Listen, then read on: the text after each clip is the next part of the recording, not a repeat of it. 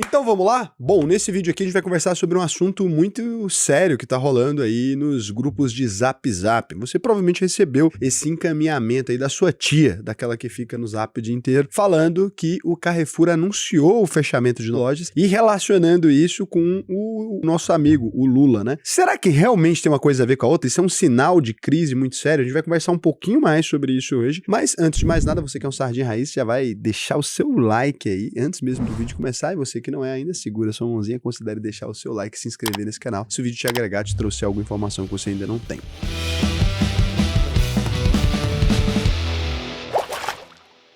Então, o que acontece é, nesse viral que tá rolando, estão falando que o Brasil está passando por uma crise muito acentuada e que o varejo tem fechado as lojas, inclusive, que todo mundo vai perder o emprego e que a gente vai virar a Venezuela. Bom, eu fui checar o que realmente aconteceu nessa situação do Carrefour e a gente pode conversar um pouquinho mais sobre isso, porque é até interessante para você saber se vale a pena investir ou não no Carrefour, que é uma empresa da Bolsa. O que acontece? O Carrefour, lá atrás, ele anunciou a compra do Sam's Club. Então, quando o Walmart saiu do Brasil, ele anunciou a compra do Sam's Club, ficou com o Sam's Club. O Carrefour, depois, ele anunciou a compra do Big, que era uma rede de supermercados muito grande, que já tinha mudado de nome, né? Já tinha sido Walmart, virou Big. Big comprou a rede de Walmart e agora o Big foi comprado pelo Carrefour. E o Carrefour hoje, na verdade, ele tem outras marcas ainda. Tem o Atacadão, tem o Bom Preço, né? Ele tem Nacional, ele tem diversas outras marcas ali de supermercados. Então, a rede Carrefour é realmente uma rede muito grande de marcas ali. E o que acontece? Quando você faz uma aquisição desse tamanho, o Big era uma rede muito grande de lojas. O Carrefour, que já tinha 1.200 lojas, acabou, como em Goiânia aqui, que eles têm uma loja em frente à outra. Vários casos desses devem ter acontecido no Brasil inteiro. Então eles estão com uma loja aqui.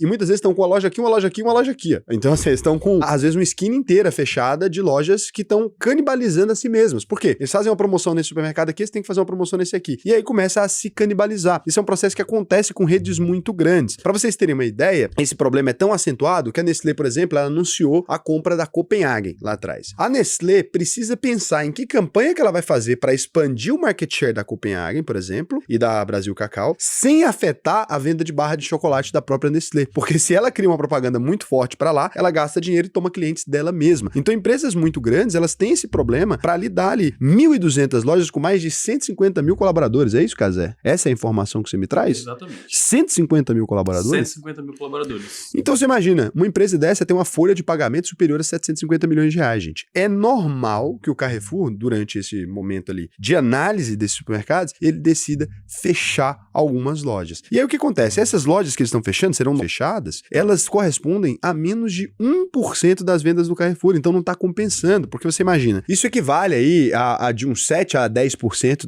das lojas, do número total de lojas, só que quando você vai observar, só equivale a 1% do faturamento. Então assim, fechar essas lojas não muda absolutamente nada e dá um ganho de eficiência para o Carrefour muito grande. É claro que é ruim, a gente tem pessoas que serão desempregadas, etc. A gente espera que essas pessoas consigam se recolocar, mas a decisão do Carrefour está corretíssima. Se eu tenho uma aquisição gigantesca e essas lojas correspondem a 1%, não faz sentido manter essas lojas, porque elas acabam tendo um percentual de custo muito maior do que esses 1%. Então, não faz muito sentido. Aí, a prova disso que você consegue entender é o seguinte, quando você pega aqui no sistema da UVP, né, eu tô olhando aqui, vou abrir aqui para vocês. Olha que interessante, né? Já vamos falar se ela é boa para investir ou não, mas antes disso, a gente tem algumas coisas que a gente precisa observar aqui, que eu quero trazer para vocês, até para vocês aprenderem a fazer esse tipo de análise e não ficar acreditando aí na sua tia do Zap, né? Não que sua tia minta, mas ela acaba compartilhando loucuras aí. E não que o Lula também não seja um mas acaba que não tem nada a ver com isso. Podia pegar as coisas, o povo podia parar de inventar mentira do Lula, que tem tanta verdade absurda pra falar dele. Você sabia, por exemplo, que o Lula, numa entrevista pra Playboy, ele falou que admirava o Adolf... Falou não. Falou? É verdade. Falou que admirava a força de vontade dele. Não que assim, coisas horríveis ele fez, ele disse, mas eu admiro a força de vontade dele. Meu Deus. É verdade. O Lula do Antigo Testamento. Você sabia que o Lula tem uma piadinha? Um assessor dele tá arrumando ele assim, ó, pondo a gravata nele, ele fala assim, Pelotas é cidade polo, né? Aí o amigo dele, sim, sei lá o quê, cidade polo. Aí fala das coisas que Pelotas faz, ele, exportadora de E começa a rir. Aí o cara ia na campanha. Aí vai assim, 120 mil habitantes, tudo Lula lá. O cara apertando a gravata, desgraçado. Cala a boca. Muito bom. Bom, então, se você for inventar e espalhar coisa do Lula, tem muita coisa pra você falar. Não precisa inventar essas mentiras, não, que o Brasil não tá quebrando, não. Porque isso aí até atrapalha, né? Porque aí o povo para de consumir e aí acaba quebrando mesmo.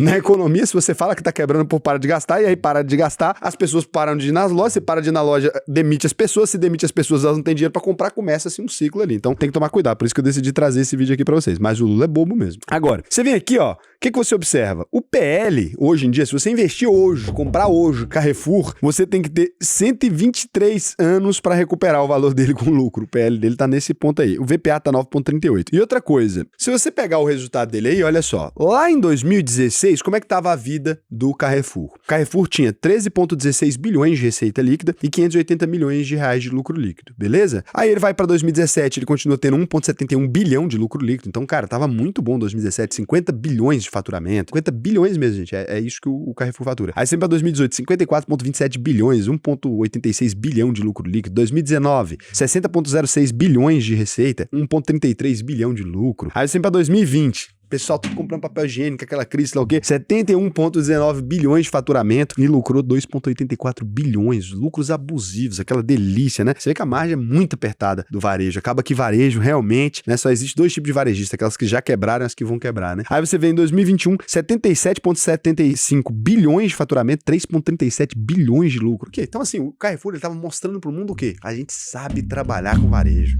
Então, assim, não vem não. Aqui a gente trabalha com varejo bem. A gente mostra porque o varejo pode ser lucrativo. Aí ele vem para 2022, 102 bilhões de faturamento. Maior faturamento da história do Grupo Carrefour, com 2 bilhões de lucro líquido. Você vê que tem uma piora na eficiência. E até a gente chegar no fatídico 2023. Depois dessas aquisições todas, pegou o grupo Big, sei lá o que, eu sou grandão, pegou o Bigão, falou, pô, sou grande, 109,86 bilhões de faturamento, maior faturamento da história, escadinha, redondo, só que aí você pega e olha o lucro líquido, menos 639 milhões. Então, 639 milhões de prejuízo, né? Agora, se você pega ali e tira nos supermercados da operação, que são responsáveis por 1% só das vendas, o faturamento não vai cair praticamente nada. A vendas em mesmas lojas, né? O same-store sales, que é um dos indicadores principais para qualquer varejista, né? Que é aquilo aí, o número de vendas na mesma loja. Não adianta nada sair abrindo 1.000 lojas e ter 2 pessoas comprando em cada uma. Esse indicador, ele tende a subir violentamente, porque as pessoas vão ali optar por comprar em algum outro supermercado da rede, porque eles são gigantes, todo lugar, você não tem como evitar. Se você é um cidadão brasileiro, você já foi no Carrefour, não tem jeito, ou no Carrefour é alguma marca deles, não tem como. Tem como uma pessoa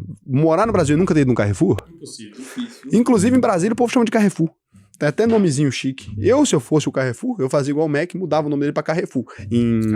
Carrefour, em Brasília, porque o povo chama de Carrefour. Aí, quando você olha então, a gente tem aí um CAGR, né, de menos 20,57%, dívida bruta pelo patrimônio não é alta, 1,05%. Agora, o restante é tudo alta, né, a dívida líquida pelo EBIT é muito alta, etc. Quando a gente olha então, uma análise aqui, você já viu que a logo do Carrefour é um ET de gorrinho? Já reparou? Nunca reparei, não. É um ET de gorro. Sabe o que significa Carrefour? Esquina. Esquina? Esquina, em francês. Aí o que acontece? Quando você olha aqui, então, a empresa não é viável para investimento. Você pega aqui a viabilidade, olha, ó, é meia bomba, né? Por quê? Porque não tem lucros consistentes, a dívida líquida por EBITDA está mais alta, é do setor de varejo, e aí o que ela tem positivo? Só o tag along de 100%. Então assim, investiria em Carrefour? Não. O Carrefour está quebrando? Não. O Lula transformou o Brasil na Venezuela? Por hora, não. Então, não aconteceu isso aí, tá? Inclusive, lá atrás teve os teóricos da conspiração, ficou falando que o Brasil ia virar Venezuela. A ESA apagou o vídeo, viu? O pessoal tá apagando o vídeo. Eu lembro também. Eu deixei aqui meu vídeo falando que não ia dar nada. Agora tem gente que tá apagando os vídeos lá, falando, sei lá o quê. Errou as previsões, ficou prevendo catástrofe pra vender loucura, né? Não.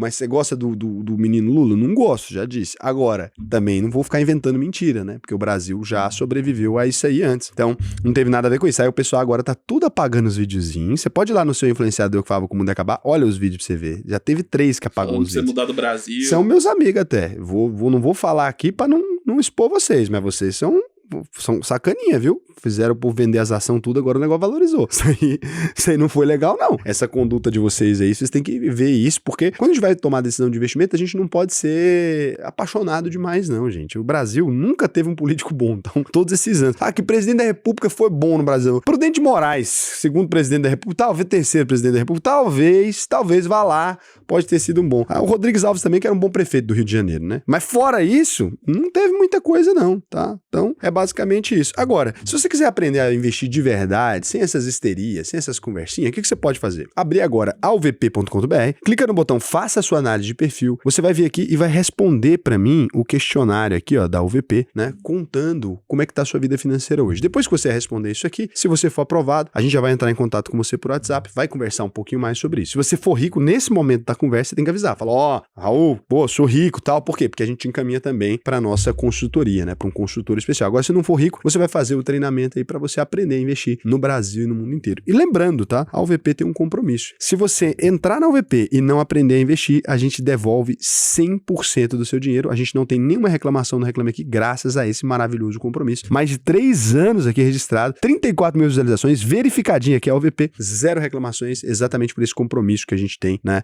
de devolver o dinheiro de quem não se sente satisfeito aí depois da conclusão do curso. Agora, eu vou aproveitar que vocês estão aí sem fazer nada e vou verificar se teve alguma boa pergunta aqui. O Caldas C4LDAS, ele disse aqui, pergunta, há 26 minutos, você acabou de perguntar, né? Bom dia, tarde, noite pro pessoal que tá por trás das câmeras. Educado, educado. E pro Raul, pra placa de 100 mil e de 1 milhão em breve. Eita, pô. Não tá chegando em 1 milhão não, gente, tá longe ainda. Estamos com o quê? 93 mil inscritos. Ih, Tá muito longe. falta anos ainda. Escreve aí pra ajudar aqui, colabora aí com a gente, cara. Você sabia que 60% do pessoal que assiste o vídeo não é inscrito? É um absurdo. Não, e às vezes é apertar um botão, né? Sério, né? é muito difícil pra Será você. que a pessoa sabe se inscrever no canal? Eu acho que é porque às vezes o YouTube tira a inscrição também. É sério. Eu Tem tenho que um pouco. conferir, então. A minha inscrição já saiu, eu não sou inscrito em mim mesmo. Direto eu vou olhar, eu tô sem estar inscrito e eu me vejo todo dia. Vendo essa porcentagem de 43,98% para pagamento de juros e amortização, como você imaginaria isso sendo arrumado? Porque apenas vendo a pizza, não tem muito de onde conseguir diminuir essa porcentagem. O que ele está falando aqui é que hoje o Brasil gasta 43% do orçamento somente pagando juros, né? Opinião leiga minha. Qual seria a sua ideia em uma situação que você tivesse poder para isso? Não tem como resolver, na verdade. Eu vou te ser bem sincero aqui, não que eu saiba, não sou especialista em contas públicas, né? Também ninguém que cuidou das contas públicas até hoje era. Mas o ponto é o seguinte, quando você olha para isso, o Brasil ele só tem como pagar mesmo, porque como é que você vai interromper o pagamento das dívidas públicas? Não tem jeito, né? Então não é muito possível não. O que a gente tem que lutar é para elas não aumentarem mais ainda e consumir ainda mais o orçamento, porque o Brasil não pode dar o calote nas dívidas, porque dando calote nas dívidas a gente perderia a confiança dos outros países que poderiam inclusive deixar de negociar com a gente. Então o certo seria não ter criado essa dívida e tentar reduzir ela paulatinamente. O que a gente pode fazer? Não aumentar o tamanho do déficit público para não gerar mais dívidas. Então se a gente gerar superávit, a gente pode ir pagando essa dívida e diminuindo o percentual do nosso PIB atrelado dessa dívida, que hoje está em torno, se não me engano, de 84%. Nesse ponto, o pai Lula não está ajudando a garotada, não. Ele está gerando dívidas para o brasileirinho do futuro. Está gerando dívidas até seus bisnetos já tá endividado já nessa altura do campeonato. Então, o Lula precisa se precaver com isso aí. Isso é, inclusive, crítica que até o Fernando Andrade, né? Raul, ele chama Haddad. Acredito que até hoje tem gente que comenta isso aqui. Ele não chama Haddad, gente. Ele chama Andrade. Isso aí foi um nome chique que o PT botou só pra ele ficar famoso. É a teoria da conspiração, esse negócio que ele chama Haddad. Aí, então, é isso, né? Então, é controlar isso aí pra não gerar essas dívidas maiores. Aí, o que vem aqui? O Wagner, H2O, também gosto, tô precisando de uma água, inclusive. Disse, salve Raul Seixas. Não é pra mim, então, o Raul Seixas, grande Raul Seixas, músico nacional. Mestre, tenho restrições profissionais para investir em ações de empresa brasileira, debêntures de empresa brasileira. Não posso fazer exposição direta, somente através de fundos ETFs. Para não ficar de fora desse mercado, qual o processo devo adotar para escolher bons fundos ETFs de ações e IRF corporativa? Já vi diversas reportagens que a maioria dos fundos pede para seus benchmarks. Bota em BOVA11, se for fazer isso, né, é o melhor. Então, o que vai fazer mais sentido é SMLL11, que é o de Small Caps, e BOVA11. Hoje em dia a gente não tem índices muito melhores que isso, não. Até tem uns outros índices, mas não tem índices muito melhores que isso, não, tá bom? Então, beijo pra você, até mais.